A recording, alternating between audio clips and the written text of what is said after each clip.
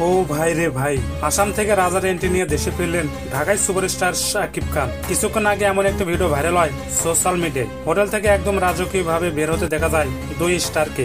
Viral সেই ভিডিওতে দেখা যায় আসাম থেকে শাকিব খানের সাথে ইদিকা পাল রওনা হয় বাড়ির উদ্দেশ্যে। সেই ভিডিওতে শাকিবের লুক গেট আপ একেবারেই ভিন্ন রকম দেখা গেছে। এমন গেট আপ দেখে শাকিবকে দুর্দান্ত লাগছে।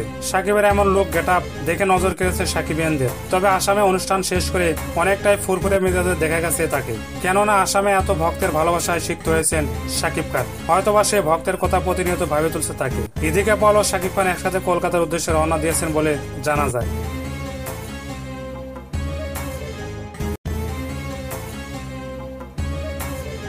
সো বন্ধুরা, শাকিব খানের এমন লোক আপনার কাছে কেমন লেগেছে জানিয়ে দিন কমেন্ট বক্সে। আমার সামনে সিনেমা রিলিজ হচ্ছে, দেখে দাও।